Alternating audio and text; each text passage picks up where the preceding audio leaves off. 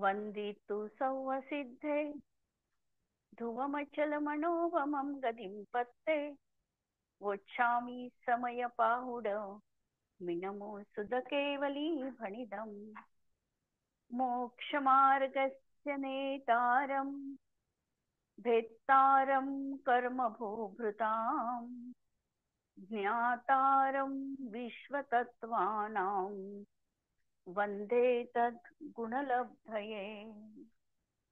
सर्वांना जय जिनेंद्र. जीव तत्व आपण बघतो आहे. जीव द्रव्याचं वर्णन बघताना ज्याला चेतना म्हणजे ज्ञान आणि दर्शन आहे त्याला जीव म्हणतात. ही आपण सामान्य अगदी पहिल्या स्टँडर्डची व्याख्या पाहिली. त्यानंतर आम्ही खुलासा केला दर्शन गुणाचा. दर्शन त्याला म्हणायचं की निर्विकल्प प्रतिभास. निर्विकल्प प्रतिभासाचा अर्थ वैज्ञानिक दृष्टीने पण आपण बघितला. आणि पदार्थ सन्मुख असताना पदार्थाचा आकार, प्रकार, रंग, लहान मोठेपणा कशाला आम्ही जाणतो आहे त्या कशाचंही ज्ञान न होता, त्याला कशालाही आम्ही न बघता केवळ सत्ता मात्र अवलोकन झालेलं आहे त्याला दर्शन म्हटलेलं आहे. म्हणजे वस्तूच्या अस्तित्व मात्र सूचकाला या ठिकाणी दर्शन अशी संज्ञा आहे. वैज्ञानिक दृष्ट्याने बघितलं होतं की आमच्या मेंदूपर्यंत संवेदना पोहोचेपर्यंत जो काल लागलेला आहे त्याला दर्शन म्हटलेलं आहे. आणि त्यानंतर ज्ञानाची सुरुवात आहे. दर्शन याचा अर्थ दर्शन निराकार असतं, म्हणजे वस्तूच्या आकार प्रकाराला जाणत नाही म्हणून त्याला निराकार असं म्हटलेलं आहे. प्रकाशवृत्ती. प्रकाश म्हणजे ज्ञान. पुढच्या प्रकाशासाठी होणारी वृत्ती म्हणजे दर्शन चेतना आहे. किंवा आणखी एक व्याख्या बघितलेली होती की प्रथम ज्ञेयाच्या ग्रहणाच्या अंतिम समयापासून दुसऱ्या पदार्थाच्या अग्रहणाच्या अंतिम समयापर्यंत चेतनेची जी प्रवृत्ती ती दर्शन चेतना म्हटल्या जाते. दर्शन प्रतिभासमय आहे परंतु अर्थ विकल्पात्मक नाही. अर्थ विकल्पात्मक नाही याचा अर्थ पदार्थाला पृथक पृथक करून जाणत नाही. म्हणून ही दर्शनाची आपण व्याख्या बघितलेली आहे. दर्शन गुण एक आहे पण दर्शन गुणाच्या पर्यायी मात्र 4 तऱ्हेच्या आहे. नंतर ज्ञानोपयोग. ज्ञानोपयोगासंबंधी आमची डिटेलमध्ये तर नंतर बोलू. फक्त आता आपल्याला कल्पना समजून घ्यायची आहे की जेव्हा आम्हाला दर्शनाची प्राप्ती झाली, सत्ता मात्र अवलोकन झालं, त्यानंतरची पुढची स्टेप असणार आहे वस्तूचा आकार, प्रकार, रंग, रूप जाणण्याचा. याला म्हटलेलं आहे अर्थ विकल्पात्मकपणा. अर्थ म्हणजे पदार्थ, विकल्प म्हणजे त्याच्या भेद प्रभेदामध्ये जाऊन त्याचं ज्ञान होणं. याला म्हणायचं ज्ञानोपयोग. ज्ञानोपयोगामध्ये आम्ही वस्तूला जाणलेलं आहे. जाणण्याच्या कक्षेपर्यंत अनेक स्टेप्स होतात. अवग्रह, इहा, अवाय, धारणा. परंतु पहिल्यांदा आम्ही जे काही जाणलेला आहे वस्तूला तो आमचा अवग्रह आहे ज्ञानाने. पहिले दर्शन आणि त्यानंतर प्रथम होणारं जे ज्ञान आहे याला अवग्रह असं म्हटलेलं आहे. ज्ञानोपयोग 5 प्रकारचे आहे. मती ज्ञानोपयोग, श्रुत ज्ञानोपयोग, अवधी ज्ञानोपयोग, मनपर्यय ज्ञानोपयोग आणि केवल ज्ञानोपयोग. हे आम्ही मती ज्ञानाच्या पर्यायीच्या अपेक्षेने लावली, परंतु ज्ञान गुण देखील एकच आहे आणि ज्ञान गुणाच्या पर्यायी मात्र 5 तऱ्हेच्या दिसणार आहे. ज्याला अशा प्रकारचा दर्शन आणि ज्ञान म्हणजे चेतना आहे त्याला जीव म्हटल्या जातं. ही जीवाची आम्ही पहिल्यांदा व्याख्या बघितली. आता यामध्ये थोडी नयविवक्षा आपल्याला बघायची आहे. जीवाच्या आम्हाला अनेक ठिकाणी वेगवेगळ्या व्याख्या पण मिळू शकतात. बेसिक व्याख्या ही आहे. आता यामध्ये जर आम्ही नयविवक्षा लावली की हा जीव शुद्ध निश्चय नाही, आणि निश्चय याचा अर्थ जे ज्याच्यामध्ये आहे ते त्याच्यामध्ये सांगणं, या कथनाला निश्चय कथन म्हणतात. जसं जीवात ज्ञान आणि दर्शन आहे, ते जीवाचं सांगणं, याचं नाव आहे निश्चय कथन. म्हणून निश्चय कथनाने, आणि त्यामध्येही देखील आम्ही अशुद्धता नाही बघितली, केवळ शुद्ध रूप पाहिलं तर शुद्ध रूपाने आम्ही हे म्हणू शकतो की जो आपल्या चैतन्य रूप प्राणांनी जगतो तो जीव, अर्थात जो चैतन्याला नित्य धारण करतो, त्याच्यापासून कधीही त्याचा संयोग वियोग होत नाही, असा जो अनादि निधनतेनी आपल्या चैतन्य प्राणांनी जो जगतो तो जीव आहे. हे कथन शुद्ध द्रव्यार्थिक नयाचं आहे, शुद्ध निश्चय नयाचं आहे.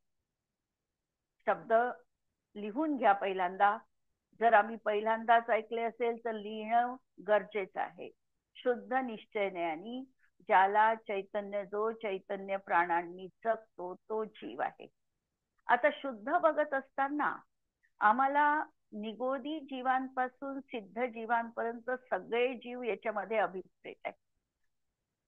आणि या दृष्टीने जर आम्ही बघितलं तर प्रत्येक जीव आपल्या चैतन्यतेला घेऊनच आहे. चैतन्यता त्यांनी कधी सोडलेलीच नाही. तो निगोदी जीव असेल तरी देखील तो चैतन्य रूप प्राणांनी जगतोच आहे. म्हणून ही व्याख्या आम्ही त्या नयानी बघितली, शुद्ध द्रव्यार्थिक नयानी किंवा शुद्ध निश्चय नयानी. दुसरी व्याख्या आम्हाला जी मिळणार आहे की हा जीव भाव प्राणांनी जगतो. भावप्राण, भावप्राण त्याला म्हणायचं की आत्म्याच्या ज्या शक्तीच्या निमित्ताने इंद्रियाधिक स्वकार्यात प्रवृत्त होतात त्याला भावप्राण म्हणतात. कठीण वाटत असेल शब्द तर उजळणी करा. जेव्हा ते शब्द आम्ही वारंवार वाचतो तेव्हा त्याचा अर्थ आम्हाला प्रतिभासित होतो. पहिले याच्यात अर्थ प्रतिभासित होईलच असं मी म्हणणार नाही. वारंवार उजळणी अपेक्षित आहे. भाव प्राणाची व्याख्या परत पहा की आत्म्याच्या ज्या शक्तीच्या निमित्ताने, म्हणजे शक्ती तर आत्म्याची आहे, आत्म्याजवळ अनंत शक्ती आहे, या शक्तीच्या, यापैकी प्राणशक्तीच्या निमित्ताने, म्हणून आत्म्याच्या ज्या शक्तीच्या निमित्ताने इंद्रियाधिक म्हणजे 5 इंद्रिय आपापल्या कार्यात म्हणजे स्वकार्यात प्रवर्तित होतात त्यांना भाव प्राण म्हणतात.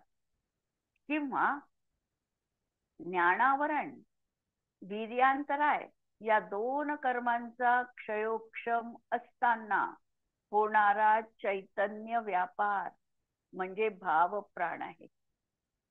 जे आम्ही जाणतो आहे, हे जाणतो आम्ही भाव प्राणांच्या माध्यमातून जाणतो आहे.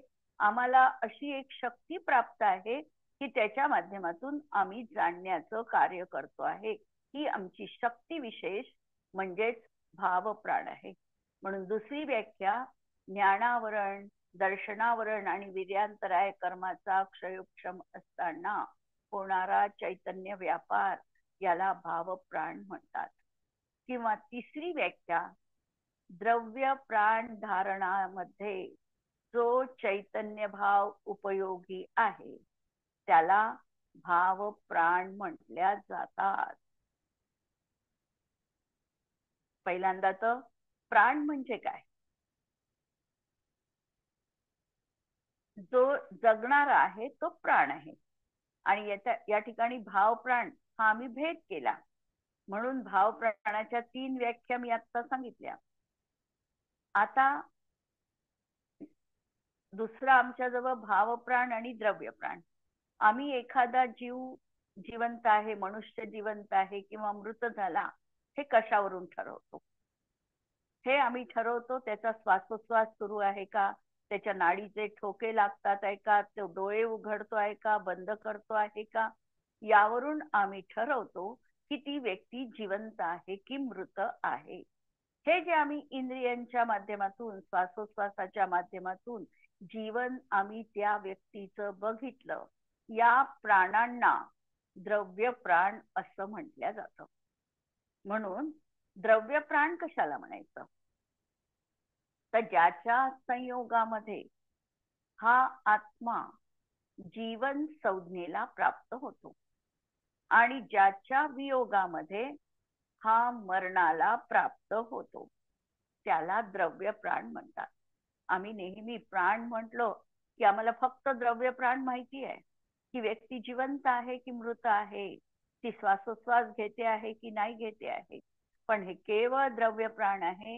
हे द्रव्य प्राण पुद्गलाश्रित आहे. हे जीवाच्या शी संबंधित नाही, हे पुद्गलाशी संबंधित असलेले प्राण आहे. म्हणून ज्याच्या संयोगात हा जीव जीवन संज्ञेला प्राप्त होतो आणि ज्याच्या वियोगामध्ये हा जीव मरण अवस्थेला प्राप्त होतो त्याला द्रव्य प्राण असं म्हणतात. द्रव्य प्राण ही पौद्गलिक जड निर्मिती आहे. यामध्ये नामकर्माचा उदय हा महत्वपूर्ण आहे. आणि द्रव्य प्राण पुद्गल द्रव्यांनी उत्पन्न द्रव्य इंद्रिय प्रवर्तनूक द्रव्य प्राण आहे. आता द्रव्य प्राण किती आहे, तर द्रव्य प्राण 10 रूपाचे आहे. 5 इंद्रिय, 3 बल, आयुष्य आणि श्वासोच्छ्वास. 5 इंद्रिये आपल्याला माहिती आहे, इंद्रियांची नावं: स्पर्शनेंद्रिय, रसनेंद्रिय, घ्राणेंद्रिय, चक्षुइंद्रिय आणि कर्णेंद्रिय. 3 बल: काय बल, वचन बल आणि मनोबल. आणि आयुष्य आणि श्वासोच्छ्वास. हे 10 प्राण आहे. साधारणतः हा जीव आम्ही या प्राणांवरून जीवित आहे मृत आहे हे ओळखतो आणि या प्राणांवरूनच आम्हाला जीवाचं चैतन्य प्राणाचं अस्तित्व पण कळून येतं किंवा आम्ही अनुमानाने त्या ठिकाणी त्याला जाणू शकतो. म्हणून भाव प्राणाची व्याख्या, द्रव्य प्राणाची व्याख्या आणि एक शुद्ध द्रव्यार्थिक नयानी सांगितलेली जीवाची निखळ व्याख्या, शुद्ध व्याख्या, या 3 व्याख्या आम्ही आता बघितलेल्या आहे.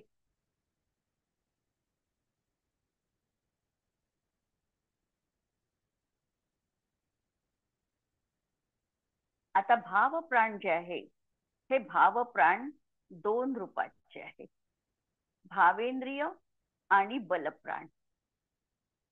भाव प्राण 2 प्रकारचे. भावेंद्रियाची व्याख्या बघितलेली होती आम्ही, की आत्म्याच्या ज्या शक्तीच्या निमित्ताने इंद्रियाधिक स्वकार्यामध्ये प्रवर्तित होतात त्यांना भावप्राण म्हणतात. आणि भावप्राण हे 2 प्रकारचे आहे: भावेंद्रिय आणि दुसरं बलप्राण. भावेंद्रिय म्हणजे चेतन रूप आहे आणि भाव बलप्राण ही जीवाची वीर्य गुणाची पर्याय आहे. या ठिकाणी काही शब्द नवीन येतील. पर्याय, पर्याय म्हणजे अवस्था, प्रति समय होणारा जो काही बदल आहे याला पर्याय म्हटल्या गेलेली आहे. म्हणून भावेंद्रिय आणि बलप्राण यांना भावप्राण म्हणायचं. द्रव्य प्राण, द्रव्य बलप्राण ह्या पुद्गलाच्या पर्यायी आहे. इथपर्यंत आपण पाहिलं. नंतर द्रव्य प्राणाचे 10 भेद पाहिले: 5 इंद्रिय, 3 बल, आयुष्य आणि श्वासोच्छ्वास. आता इथे आपण हे प्रकरण थोडं नंतरच्या अँगलनी आपण वेगळ्या दृष्टिकोनातून बघणार आहोत. हे प्रकरण आता इथपर्यंत आपल्याला समजलं आहे असं मी गृहीत धरते. आणि यावर जर काही वाटत असेल तर 10 मिनिटं मागून प्रश्न विचारू शकणार आहात. जीवाचे 2 भेद आहे: संसारी आणि मुक्त. संसारी जीव कुणाला म्हणायचं, तर कर्मसहित जीवांना संसारी जीव म्हणतात. जे संसारामध्ये राहतात, ज्यांना राग द्वेष मोह परिणाम आहे, ते संसारी जीव आहे. जे जन्म मरण चक्रामध्ये भटकत आहे ते संसारी जीव आहे. ज्यांना शरीर आहे, जे अशुद्ध अवस्थेत आहे, त्यांना संसारी जीव म्हणतात. संसारी जीव अशा प्रकारे आम्हाला दिसतो. आज आम्ही जे वर्तमान काळामध्ये ज्या जीवराशी आम्ही ओळखतो, हे तर आम्ही शरीर बघतो. शरीराच्या मध्ये असणारा जो आत्मा आहे तो जीव आहे आणि हा जीव शरीर संयोगानी सहित आहे म्हणून हा संसारी आहे किंवा चतुर्गतीमध्ये भ्रमण करतो आहे म्हणून संसारी आहे किंवा पंचपरावर्तन रूप संसारात परिभ्रमण करतो आहे म्हणून संसारी आहे. संसारी म्हणत असताना ह्या कल्पना लक्षात घ्या की पहिल्यांदा तर तो जीव कर्मसहित आहे. 8ही कर्म त्याच्याजवळ विद्यमान आहे. दुसरं, त्याला रागद्वेष मोह आहे. म्हणजे हे माझं आहे. कोणी काही चांगलं म्हटलं तर त्याला बरं वाटतं, म्हणजे त्याला अनुराग येतो. कोणी वाईट म्हटलं तर त्याला द्वेष येतो. म्हणजे राग द्वेष मोह हे परिणाम ज्याच्याजवळ आहे. ज्याला सतत जन्म मरण आहे, आयु जोपर्यंत आहे तोपर्यंत हा जीवन अवस्थेला प्राप्त आहे. आयु संपली की एक श्वास देखील हा घेऊ शकत नाही, त्याचा मरण अवस्था आहे. अशा चक्रामध्ये जो सतत परिवर्तन करतो आहे तो संसारी जीव आहे. शिवाय ज्याला हे शरीर आहे, आम्हाला कोणते शरीर आहे तर पहिल्यांदा तर आम्हाला हे स्थूल दिसणारं शरीर आहे की ज्याच्या माध्यमातून आम्ही हे शरीर ओळखू शकतो. हे शरीर औदारिक शरीर. आणि दुसरे दोन सूक्ष्म शरीर आमच्या जवळ विद्यमान असतातच असतात. ते असतात तैजस आणि कारमाण शरीर. म्हणून संसारी अवस्थेत कमीत कमी ही 2 आणि अशी 30 शरीर असतात. तैजस आणि कारमाण तर असतेच असते, 2 कमीत कमी असतातच, पण 3 पण शरीर असतात.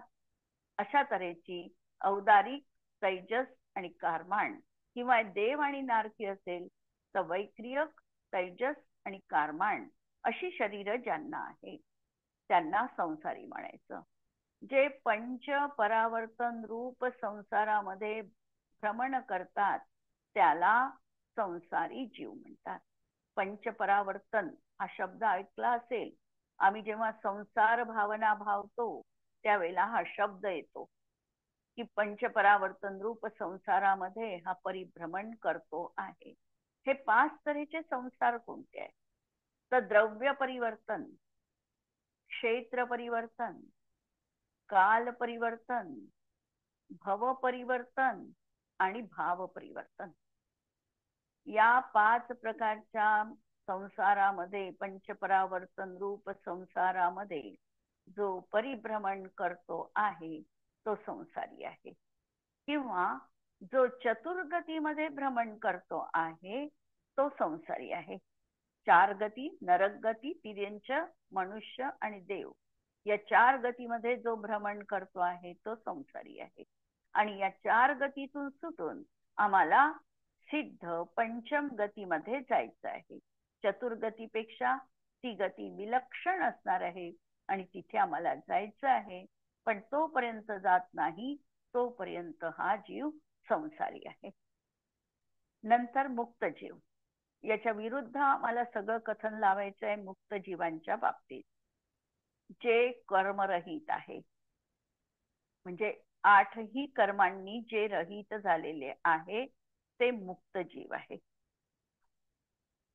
आता मुक्त आहे याचा अर्थ त्यांना कर्म नाही. कर्म कोणतं नाही तर द्रव्य कर्म म्हणजे 8 कर्मांचा समूह रूप, भाव कर्म म्हणजे रागद्वेष मोह रूप आणि नो कर्म म्हणजे शरीर.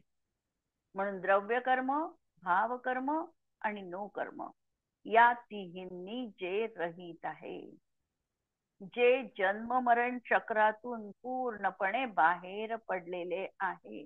आता त्यांना परत जन्म नाही, अपुनर्भवा अशा तऱ्हेचे ते म्हटल्या जाणार आहे. नंतर ज्यांना रागद्वेष मोहरूप परिणाम नाही, जे शुद्ध आहे, अशा जीवांना सिद्ध जीव किंवा मुक्त जीव म्हटल्या जाते. त्यांना 8 गुणांची प्राप्ती झालेली असते.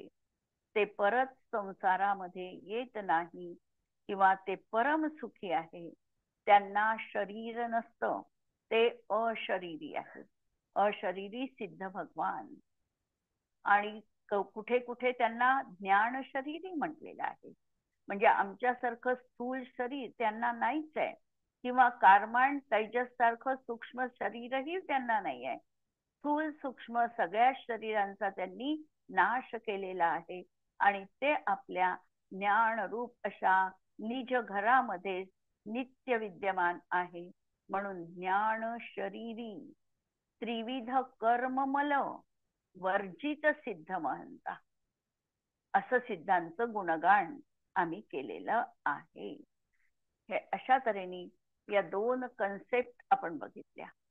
आता संसारी जीव आपण जर घेतला तर या संसारी जीवाचे आम्हाला दोन भेद करावे लागतात. मुक्त जीव, मुक्त जीवांमध्ये भेद करण्याचं काही प्रयोजन नाही आहे, कारण सर्वांना समान गुणधर्म प्राप्त झालेले आहे. 8 कर्मांचा सर्वांनी क्षय केलेला आहे आणि म्हणून 8 गुणांची त्यांना प्राप्ती झालेली आहे. म्हणून सिद्ध किंवा मुक्त जीवांमध्ये कोणत्याही तऱ्हेचा कमी अधिकपणा दिसत नाही. ते एक समान दर्जाचे त्या ठिकाणी असतात. पण तरी देखील तत्वार्थ सूत्रात भेद केलेले आहे, ते वेगळे अपेक्षेने, त्याला आपण बाजूला ठेवू. आणि आत्ता आम्ही संसारी जीवांचे, जे आम्हाला आमच्याशी निगडीत आहे, आम्हाला जी नित्य अनुभवाला येतात, अशा जीवांविषयी प्रथम आपण विचार करू की संसारी जीव किती प्रकारचे आहे. तर 2 प्रकारचे आहे. एक त्रस आणि दुसरा स्थावर. ज्यांना केवळ एकच स्पर्शनेंद्रिय असते त्यांना स्थावर जीव म्हणतात. किंवा ज्यांना स्थावर नाम कर्माचा उदय असतो, एकेंद्रिय जाती नाम कर्माचा उदय असतो, त्यांना स्थावर जीव म्हटल्या जातात. स्थावर जीव ज्यांना केवळ एक स्पर्शनेंद्रियच असतं, इंद्रिय कोणतंही एक नाही लावायचं, एक असेल तर स्पर्शनेंद्रियच असतं, त्या जीवांना स्थावर जीव म्हणतात. किंवा ज्यांना स्थावर नामकर्माचा उदय असतो त्या जीवांना स्थावर जीव म्हटल्या जातात. आणि दुसरं आहे त्रसजीव. द्विनिंद्रियापासून पंचेंद्रियापर्यंतचे जीव आहे त्यांना त्रसजीव म्हणतात. म्हणजे द्विनिंद्रिय, 3 इंद्रिय, चतुरेंद्रिय आणि पंचेंद्रिय जीवांना त्रसजीव म्हणतात. त्यांना त्रस नामकर्माचा उदय असतो. थोडं नामकर्म, कर्म, आमचे सगळ्या कल्पना या आमच्या जरी बेसिक आम्ही घेत असलो तरी देखील कल्पना ह्या पुढच्या देखील आम्हाला पाहाव्या लागतात. कर्म म्हणत असताना आम्हाला कर्माचे कमीत कमी प्रकार ज्ञात पाहिजे. तर कमीत कमी कर्म आम्ही 8 रूपामध्ये सांगू शकतो आणि भेद करायचे असेल तर आम्ही 148 प्रकारे भेद पण करू शकतो. या 8 कर्मांमध्ये एक नामकर्म आहे आणि नामकर्म हे आमच्या शरीराशी संबंधित असलेल्या सगळ्या प्रकारची संरचना करतात. या नामकर्माचे 93 डिपार्टमेंट आहे वेगवेगळे आणि प्रत्येकाने आपापलं खातं व्यवस्थितरित्या सांभाळलेलं आहे. जर त्रस नामकर्माचा नामकर्म आलं, त्रस नामकर्म याचा ज्या जीवाला उदय आहे तो जीव त्रस पर्यायीच असणार आहे. स्थावर नामकर्माचा उदय जिथे असेल तो जीव एक स्पर्शनेंद्रियवाला असणार आहे, तर त्याची उत्पत्ती स्थावरकायिक जीवांमध्ये होणार आहे. जसं आमचं हाड, तर त्यासाठी संवहन नामकर्म आहे की त्या संवहनाचा उदय असेल तशा प्रकारे आमच्या हाडांची मजबूती ठरवल्या जाणार आहे. किंवा एक संस्थान नामकर्म आहे. संस्थान म्हणजे आकार. ज्या संस्थानाचा आम्हाला उदय असेल त्यानुसार आम्हाला आमच्या शरीराची, देहाची आकृती चांगली किंवा वाईट, सुडोल किंवा बेडोल अशा रीतीचे ठरणार आहे. ते आमचं संस्थान नाम कर्म असणार आहे. आम्ही जीवन जगत असताना आमचं जीवन हे सुचारू रूपाने आहे का, निरोगी रूपाचं आहे का, योग्य पद्धतीने आहे का, हे कशावरून ठरणार? तर आमचं ते शुभ नामकर्म, स्थिर नामकर्म, अस्थिर नामकर्म हे त्या ठिकाणी कारणीभूत असणार आहे. तर हे सगळे अशा तऱ्हेचे आमच्या शरीराच्या ज्या ज्या काही संरचना आणि जे काही आमचे प्रॉब्लेम आहे या सगळ्यांसाठी एक स्वतंत्र असं नामकर्माचं एक प्रकृती आहे नामकर्माच्या, आणि त्यानुसार ही सगळी संरचना होणार आहे. आता स्थावर जीव कशाला आपण म्हटलं होतं, एकेंद्रिय ज्यांना एकच इंद्रिय आहे त्यांना स्थावर जीव म्हणतात आणि त्यांना स्थावर नामकर्माचा उदय असतो. आता स्थावर जीव किती प्रकारचे आहे, तर हे 5 प्रकारचे आहे. पृथ्वी, पाणी, अग्नी, वायू आणि वनस्पती. पृथ्वी, पाणी, अग्नी, वायू आणि वनस्पती. आणि या सगळ्या 5ही गोष्टींचा स्थावर काही जीवांचा विचार आम्हाला 4 तऱ्हेने करता येऊ शकतो. 4 तऱ्हेने आगमामध्ये केलेला आहे. पहिलं सांगितलं पृथ्वी.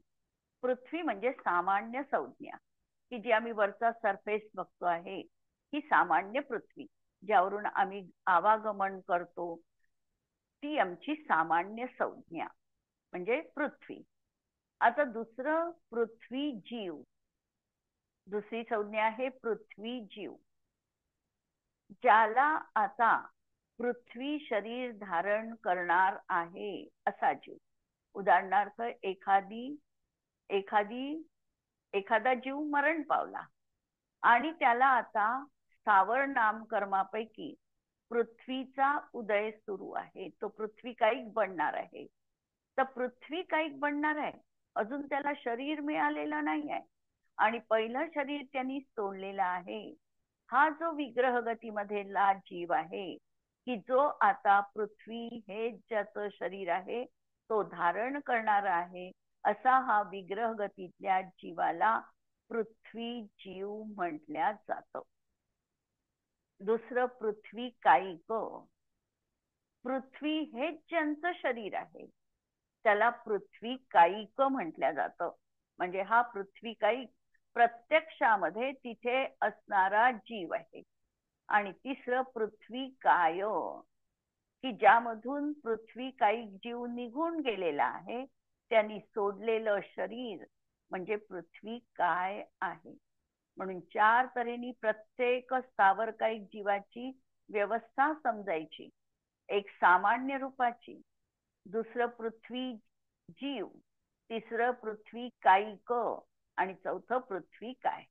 यापैकी जीव किती मध्ये आहे, तर पृथ्वी जीव आणि पृथ्वी कायिक हे 2 जीव आहे, सजीव आहे. आणि पृथ्वी काय हे सोडलेलं शरीर आहे, म्हणजे त्यांची डेड बॉडी आहे. आणि दुसरं पृथ्वी ही सामान्य संज्ञा आहे, इथे पण ती अजीव रूपाची असणार आहे. हे जसं आम्ही पृथ्वीवर घटित केलं त्याप्रमाणे पाणी, अग्नी, वायू आणि वनस्पती 4ही याच्यावर म्हणजे 5ही याच्यावर या संज्ञा आम्हाला घटित करायच्या आहे. पाण्याच्या बाबतीत जर आम्ही बघितलं तर पाणी म्हणजे सामान्य पाणी. आता पाणी हे ज्यांचं शरीर आहे ते पाणी सामान्य म्हटलं तरीही त्या पाणी हे ज्यांचं शरीर आहे त्या ठिकाणी शरीराचा निवास आहे. दुसरं आम्ही म्हटलं पाणी जीव किंवा जलजीव. जलजीव म्हणत असताना जो जीव आता जल कायिक शरीर धारण करणार आहे असा हा विग्रह गतीमधला जीव जलजीव म्हटल्या जाणार आहे. आणि जलकायिक ज्यांनी आता पाणी हेच ज्याचं शरीर आहे ते धारण केलेलं आहे तो जलकायिक जीव आहे. आणि चौथं ज्याच्यामधून जलजीव निघून गेलेला आहे आणि फक्त आता पाणी आहे ते जलकाय आहे. आता यामध्ये थोडं लक्षात आम्हाला हे घ्यायचं आहे की जे जलकाय आहे हे जलकाय तर पाणी उकळल्यानंतरच होणार आहे. तोपर्यंत पाण्यामध्ये जीव विद्यमान आहे. आम्ही पाणी गाळलं आणि पाणी गाळून 48 मिनिटाच्या आत जरी आम्ही ते घेतलं तरी ते जलकायिकच जीव आहे. पाणी गाळल्यामुळे त्याच्यामधला बॅक्टेरिया तेवढा निघून गेलेला आहे पण जल हेच ज्यांचं शरीर आहे ते मात्र जीव तिथे विद्यमान आहे. जेव्हा आम्ही पाणी उकळायला ठेवू विशिष्ट तापमानापर्यंत आल्यानंतरच त्याच्यामधले जलकायिक जीव निघून जाणार आहे आणि ते पाणी जल काय बनणार आहे. पण एकदा पाणी उकळल्यानंतर त्या पाण्याला आम्हाला फक्त 24 घंटेच वापरता येणार आहे. त्यानंतर ते पाणी कोणत्याही प्रकारे पिण्यासाठी उपयुक्त असत नाही. उकळलेलं पाणी त्याची मर्यादा 24 घंट्यांपर्यंतच आहे. त्यानंतर ते पाणी फेकूनच देण्याच्या योग्यतेचं आहे, पिण्याच्या वापरण्याच्या योग्यतेचं असत नाही. म्हणून जलकायिक मध्ये समजून घ्यायचं आहे की आम्ही पाणी गाळतो आहे, तर आम्ही पाणी गाळतो आहे तेव्हा देखील जल हेच ज्यांचं शरीर आहे ते शरीर तिथे विद्यमान आहे. पाणी उकळल्यानंतर किंवा प्रासूक झाल्यानंतरच त्याच्यामधला जलकायिक जीव निघून जाणार आहे. प्रासूक पाण्याची मर्यादा जेवढ्या टेम्परेचरवर आपण पाणी गरम केलं असेल त्या पद्धतीने असणार आहे. आणि हा जो उकळण्याचा प्रकार आहे त्याची मर्यादा 24 घंटेपर्यंत ते पाणी आम्ही वापरू शकतो. त्यानंतर ते पाणी वापरण्याला अयोग्य असणार आहे.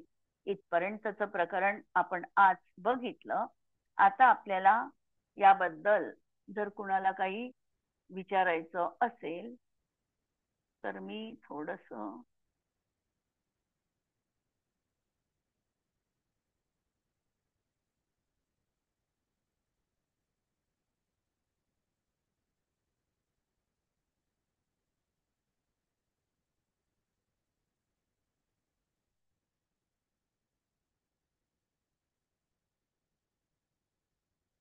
पहिली संज्ञा एकदा थोडी क्लिअर करता. नुसतं जल ही संज्ञा किंवा जीव ही म्हणजे वन कुठली पण पहिली संज्ञा फक्त.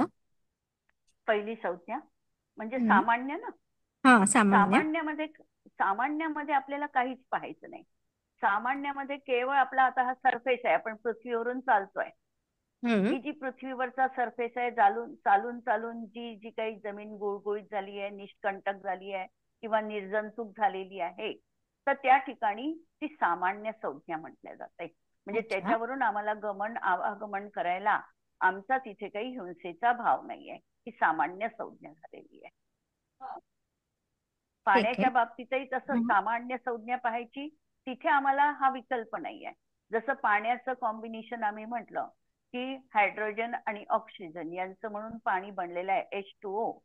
तर 2 हायड्रोजनचे हे वायू आणि एक हम्म. ऑक्सिजनचा परमाणू असं मिळून जे पाणी बनलं, तर ही पहिल्यांदा सामान्य संज्ञा घ्यायची. आणि या सामान्य संज्ञेमध्ये जेव्हा आम्ही म्हणतो की एखादा जीव ते शरीर आता धारण करतो आहे, तेव्हा धारण करण्यासाठी त्याला वेळ लागणार आहे. तेव्हा ती विग्रह गतीमधली ती हम्म. झाली पाणी जीव, जलजीव. हम्म. आणि प्रत्यक्षात धारण केलं तो झाला जलचय. जलकायिक. आणि निघून गेला त्याच्यामधून तो जल झाला काय. जलकाय. ठीक आहे, हो हो. क्लिअर झालं. हो हो. हा. जय जिनेंद्र. हा, जय जिनेंद्र.